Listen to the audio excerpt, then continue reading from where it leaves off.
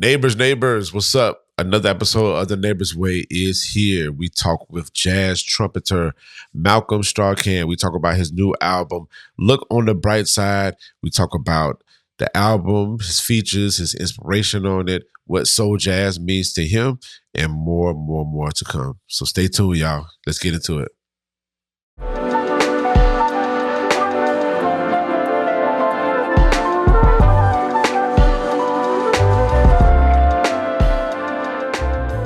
Good people. It's Mr. Al Pete. Good day, good afternoon, good evening to you and everybody around you. It's Mr. Al Pete with The Neighbors Way, the neighborhood show, WJCT News 89.9. We are here for another interview, another dope interview. So, mind my business. Shouts out to David Luckin, my colleague at WJCT Jacksonville.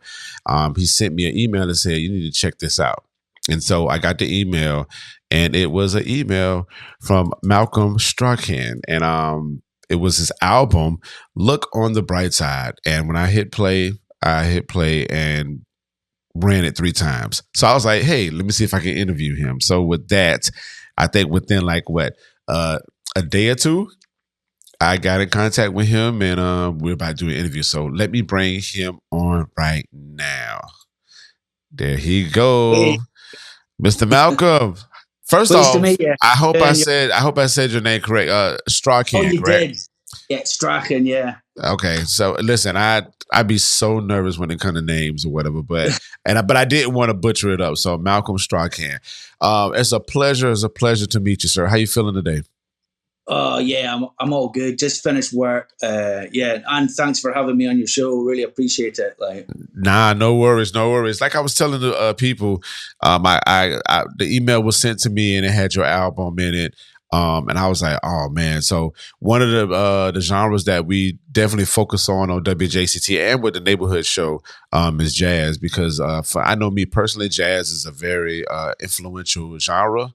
And I definitely wanted to appreciate that with the likes of. So it was very, very great listening to your album. I thoroughly enjoyed it. Congratulations in advance for the album being released. Yeah. So how do you feel about how you feel about it? Do you feel relieved? You know, when people release albums, do you feel relieved? Do you feel like energized, tired? I'm just so pleased it's coming out. There's been quite a long wait. The mixing took a while. And it's, I actually made the tracks a couple of years ago now. So it's been waiting a while, but now it's finally, it's just finally coming out, and I'm just relieved, So it's a nice feeling to have the single out, and it's spreading around, it's getting radio play. So, no, I've had some really, really nice responses, which has been good, Sounds good. Now, let's talk about the single. The single for the album is Quest for Love. I don't have her name in front of me, but who was the singer on this song? So I played in a band called the Haggis Horns. Well, we're still a band. And she was our singer, Tanya Diazy. Okay. From Belgium originally. She lives in London now. She's a DJ and a singer. Right. Okay. So I've done a lot of work with her before, so it was just nice to have a collaboration with her again. Good, man. Well, she sounded very well on it for sure, or whatever. I gotta check her DJing skills. Like you said, she's a DJ. I'm gonna have to check that out. Yeah, so Tanya Daisy, yeah, she's really talented, and she's got the voice of an angel, So yeah, absolutely.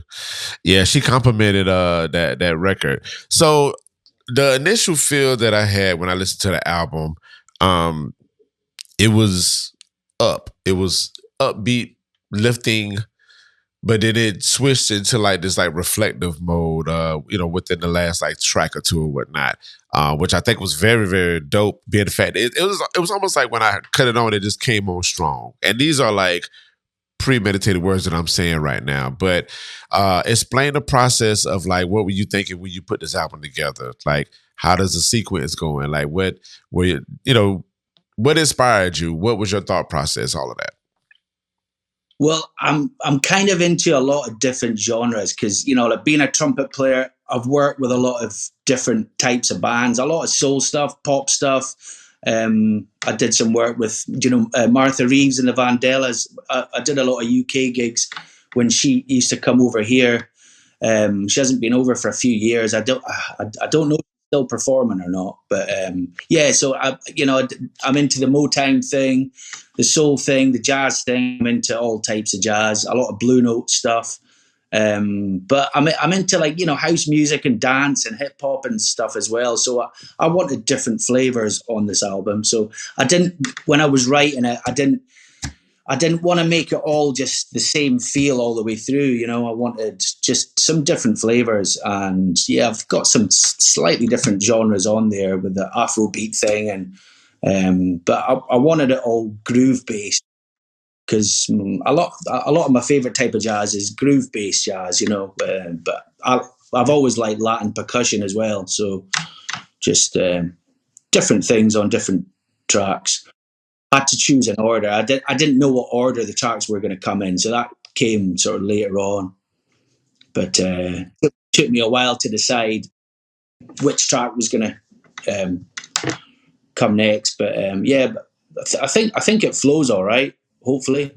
Nah, it flows well. It's great. I like the way that it flows and whatnot. So the sequence on it was really good. Like, and definitely with like the groove aspect of it. Like, I'm real big on the grooves. No pun intended to my groovers out there, but like the groove aspect is definitely like a factor when it comes to me as a listener, as well as like a performer, etc. So I'm always just like looking for like the groove. So having that soul aspect to it is definitely important when it comes to jazz. So, all right. So, and I want to come back to, I see in the background, you mentioned these genres. You got some great albums back there. I see that Tribe Called Quest. I see that Wu-Tang. Yeah, I see that Grandmaster Flash. Yes. This is a very solid collection you got right here, sir. Yeah. So no, I like my vinyl. I don't buy as much as I used to, but no, I still play my record. Indeed. So another question that I had, soul jazz. When I was reading some of your descriptions and when it was explaining who you were, when the album comes out, they have a very good description so people can read it and kind of understand what they're getting into. But but it was soul jazz that was mentioned to it. So I would like to get your definition of soul jazz. What does soul jazz mean to you? Ooh, to me, I mean, I like a lot of blues based kind of jazz. I'm into my Cannibal Adderley, but I also like my funky sort of Hammond organ things like Lou Donaldson. Drummers like Idris Muhammad. Guys that have a good groove. Just with a bit of soul and blues to it. Yeah. Most of the type of jazz I like to listen to, it's got to have a bit of the blues in it, Do you feel like understood? I guess I don't know. I'm gonna have to listen to the album again, but I don't necessarily like get blues out of it. But at the same time, too, when you think of blues, you're thinking the initial thought for blues is like, oh, it's kind of like low end, like emotionally kind of like drawn a tad bit, but it taps more into it. But I mean, I don't know. I mean, but I don't know. I'm gonna have to listen to. Well, you know what? The Quest for Love has. I feel like the Quest for Love has like a very various amounts of the sound. Like them drums is definitely Latin for me. The singing definitely gives me the groove, but at the same time, the singing does have a blues-esque effect to it. So, I mean, I guess you're right. There's blues elements maybe in some of the soloing.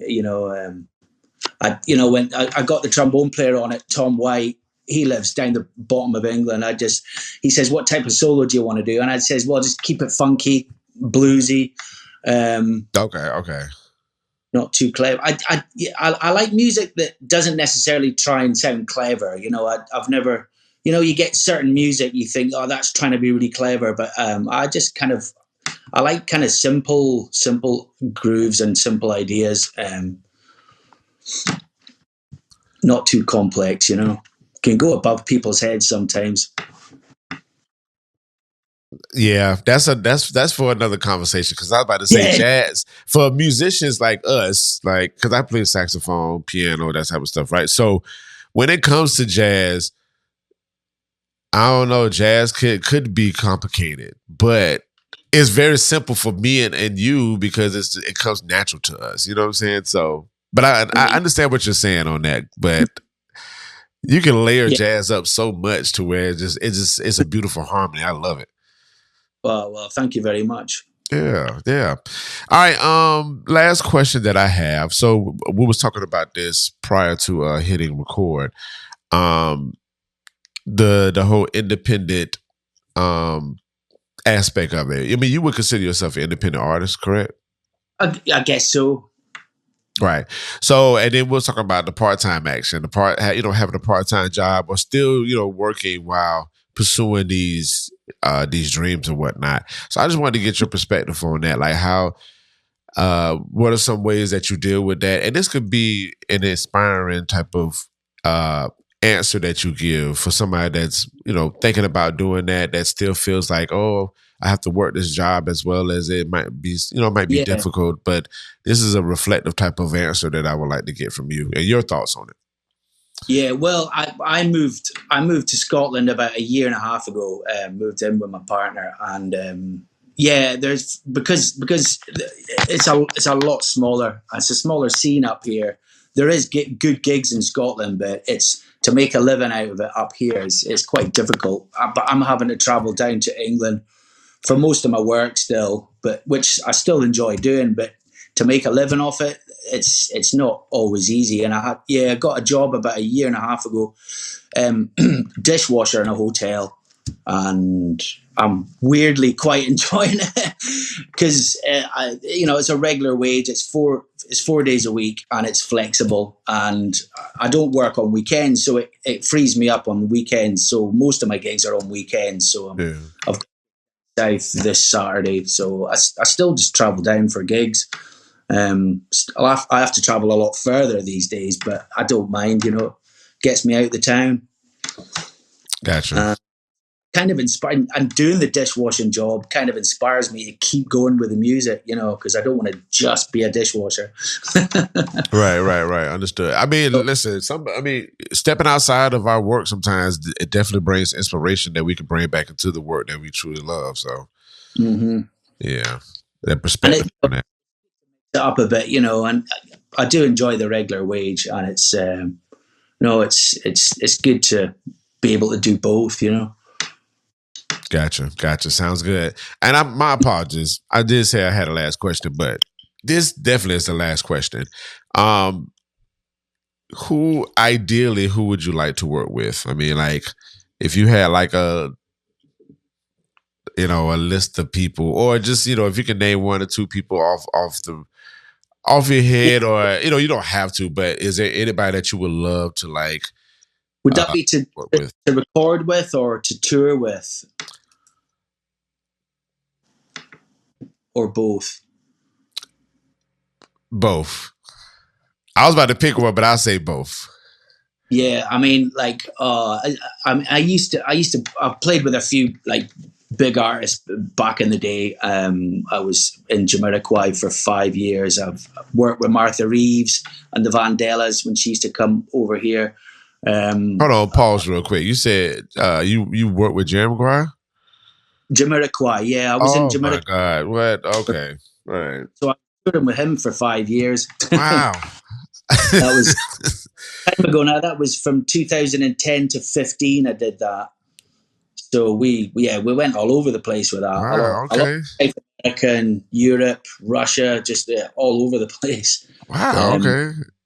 That was an experience. Yeah. Yeah, some gigs. And there's a guy called Mark Ronson who I was in his band from 2007 to 10. So yeah, we did a bit of work with Amy Winehouse. Did a couple of tours with her. So I went from that to Jamiroquai, and then suddenly we weren't doing Jamiroquai anymore because we weren't needed because he did a new album with no horns and stuff. So sometimes when you get a great gig like that, it can suddenly end, and then you're like, oh my God, like now now what do we do? So, the work comes in. You just have to find work, or create your own stuff, and there's all sorts of possibilities out there. Yeah, for sure. Well, I mean, Mark Ronson, Amy Winehouse, Jerry Maguire, like those are some heavy names, but that's some good stuff. That's some good stuff, man. It's all good memories, Yeah, for sure. Well, hopefully, maybe we can get you, come to the States, Jacksonville, and play at Jazz Fest next year. That'd be great. I would absolutely love that. That would be a dream come true. Oh yeah. I mean, I don't have a plug like that, but I mean, we gonna play your music on the show with that could be a great start for me, and that could be a help as much as I can for sure. That would be amazing. Yeah, for sure. Really appreciate that. Indeed. Well, thank you so much for taking time to talk with us. We greatly appreciate it. Please let the people know where they can find you at. So yeah, my album comes out this Friday. If it's available on vinyl, CD, download, Bandcamp's the best place to get it for us. So just go Bandcamp, Malcolm Strachan, and you'll see it all there. Sounds good. On Haggis Records. Indeed. Our own label. That's our own label as well. So right. Haggis Records, right? Records, yeah. Yeah, sounds good. All right, well, hold tight. Let me close this out real quick. But we appreciate you being on the show, sir. Well, thanks for having us. It was a real pleasure. To meet you. Definitely. Hold tight. Yeah, thank you. All right, my peoples, please go and grab that album. Look on the Bright Side from Malcolm Strachan. There's some great stuff on there. The new single, Quest for Love. We're going to be playing that on the show, on the Neighborhood Show. We're going to get in a rotation with WJCT 899 as well. We have Bop City that comes on after the Neighborhood Show, and we have the Electro Lounge. So we got the Saturday lockdown for you guys. So y'all be good to yourselves, and be good to others. It's Mr. Al Pete to the top.